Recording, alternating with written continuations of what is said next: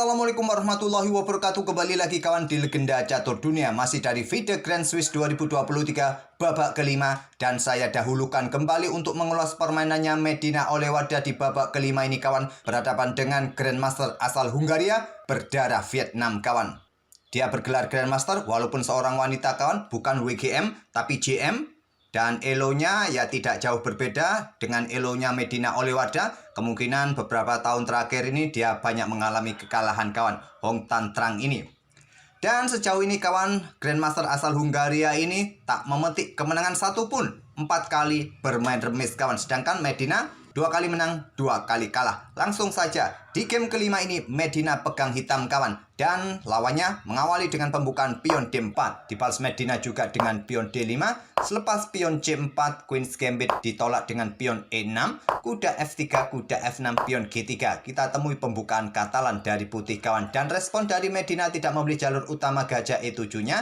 Tapi memilih keluarkan gajah ke B4 skak. Pilihan nomor 3 di posisi ini. Blokade oleh gajah D2, pilihan utama untuk menghadapi gajah B4 ini. Nah, kebanyakan gajah ditarik mundur ke E7 ataupun ke petak D6 kawan. Memilih gajah mundur ke petak E7. Dengan variasi gajah keluar ke petak B4 skak, kemudian mundur lagi ke petak E7, memberikan kesempatan atau alasan bagi gajah gelap putih ini berkembang kawan. Sepertinya hitam sudah buang-buang tempo, tapi masih di tahap teori pembukaan Katalan. Grandmaster Super pun sering memainkan gajah ke petak B4, mundur lagi. Masih hal yang biasa kawan di pembukaan Katalan opening.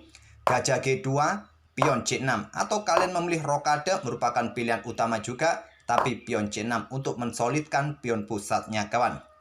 Nah di sini Menteri C2 lanjut putih. Kenapa tidak ditinggal rokade saja?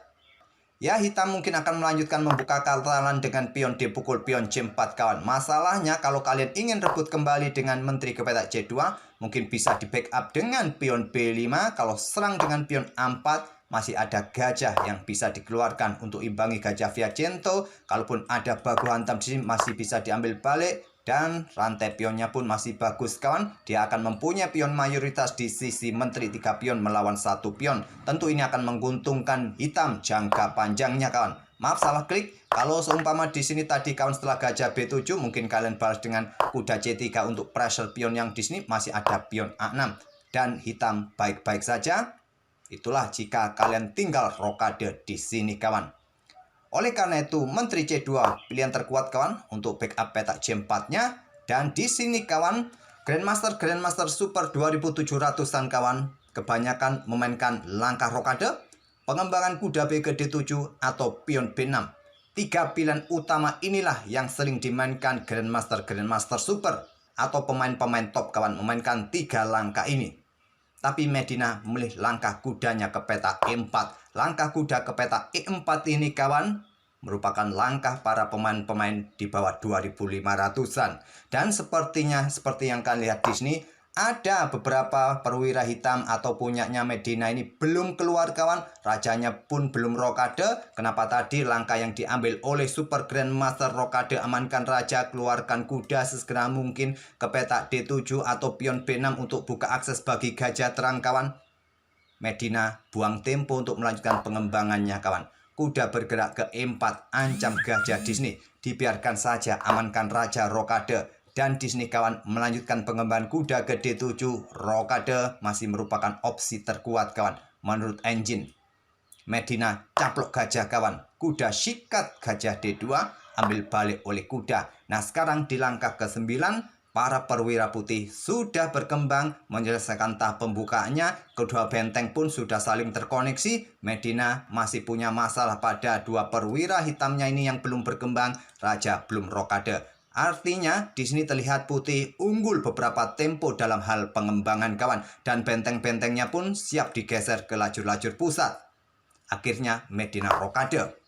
Kemudian di sini dobrak dengan pion E4 kawan. Putih sudah mulai meluncurkan serangan sebelum para perwira yang lain bangun. Pion D pukul pion C4 dipilih oleh Medina. Ambil balik oleh kuda. Kemudian pion C5, Medina sudah membuat langkah kesalahan kawan. Dia kosongkan ruang mungkin bagi opsi kudanya berkembang ke petak C6. Tapi ini memberikan kesempatan bagi benteng-benteng putih punya alasan menuju pusat kawan. Langsung pin pion persiapan discover nanti. dan dilanjutkan dengan pion C pukul pion D4. Oh ya, admin ingin tunjukkan menurut Stockfish pada posisi ini pilihan terkuatnya menteri ini bergerak ke petak C7. Berikan ruang bagi benteng jika ingin digeser ke lajur pusat kawan untuk menekan lajur pusat. Nanti diikuti kuda berkembang ke sini, pion siap didorong dibuka untuk berikan akses untuk keluar kawan. Mungkin ke petak B7 ataupun ke petak A6. Dan dengan keberadaan menteri ke petak C7 bisa backup gajah yang ada di petak B7 untuk menghadapi diagonal terang panjang. Itulah opsi terkuat. Tapi pilih dorong pion C5, benteng FD1, pion C pukul pion D4, kuda ambil balik dan persiapan discover Disney. Menteri menghindar ke C7 lanjut Medina untuk pressure kuda Disney atau pin kuda Disney kawan. Nah di sini putih membuat langkah yang sangat kuat kawan dengan langkah pion E5. Untuk mendapatkan ruang di area gelap, berikan dukungan juga bagi kuda mungkin lompat ke petak D6 nanti jika diperlukan kawan. Dan juga pion ini sangat penting untuk menghentikan laju pion agar diagonal ini tertutup selamanya bagi gajah kawan.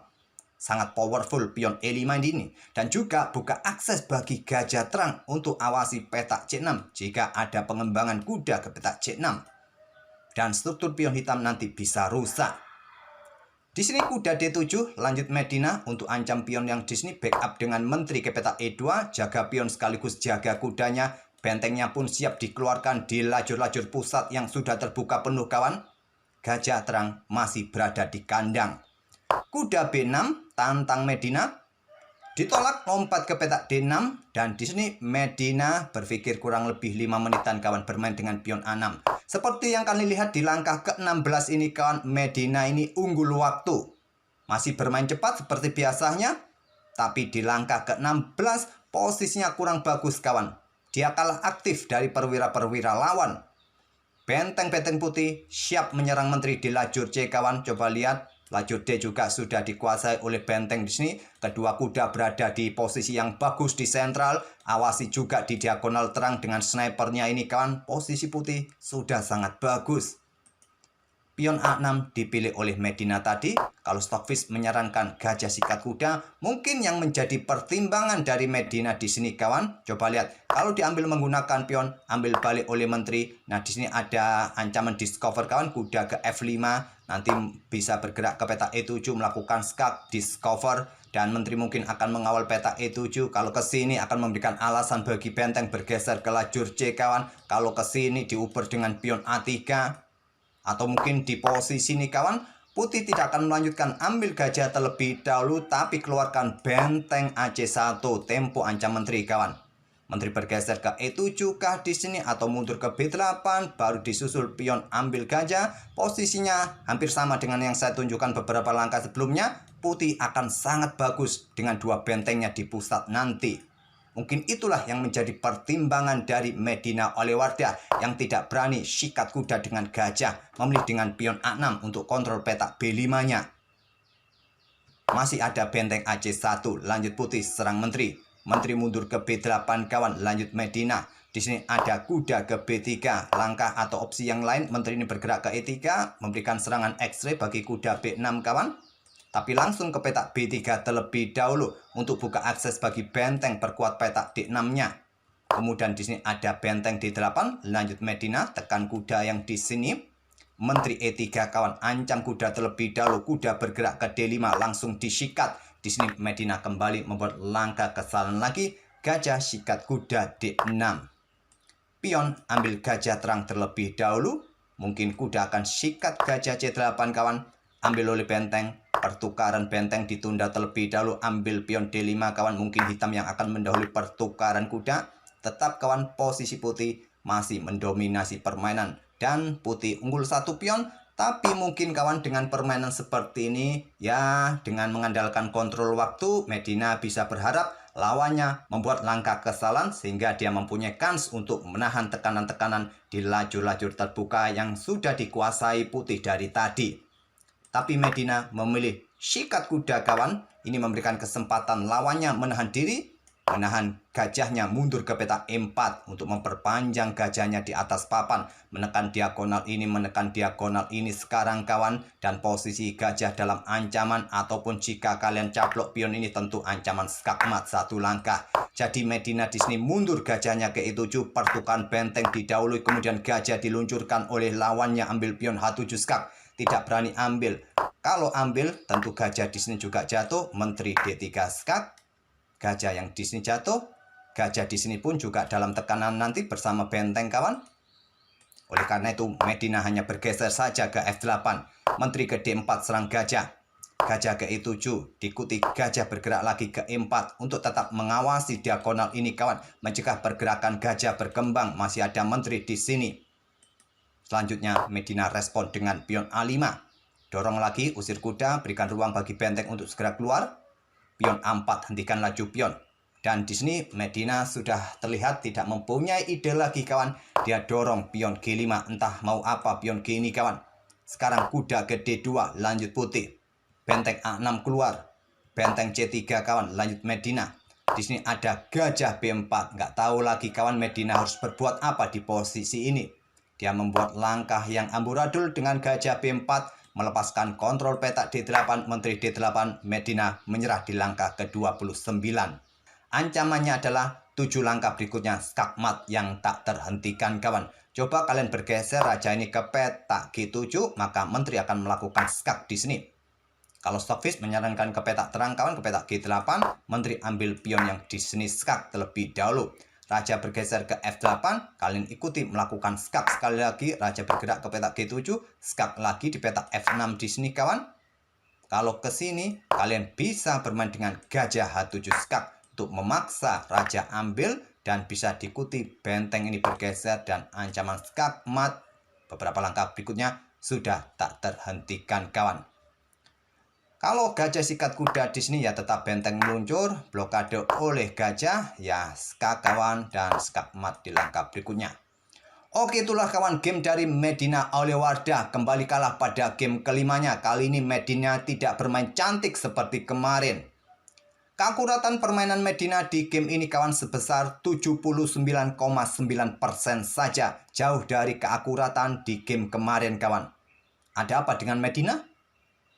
Kita tunggu saja game ke-6 apa yang bisa diperbuat oleh Medina nanti malam kawan. Oke, semoga permainan dari kedua pemain dan ide-ide permainan dari putih tadi bisa memberikan bahan referensi kalian untuk bermain dengan Catalan opening kawan, variasi gajah B4 yang dimainkan oleh Medina tadi kawan di sini. Mungkin kalian bisa coba ide-ide dari putih seperti apa tadi, bisa kalian tiru untuk bermain dengan Catalan opening. Insya Allah nanti sore ada game yang cukup bagus untuk bisa kita ulas. Lagi-lagi dari permainannya si engine kawan, Hans Niemann. Kebetulan bertemu dengan Ali Reza Firoza di game ke-5. Tadi malam cukup bagus gamenya untuk kita ulas. Kita tunggu saja nanti sore atau nanti malam. Dan kita akan bertemu di video-video berikutnya seperti biasa. Wassalamualaikum warahmatullahi wabarakatuh.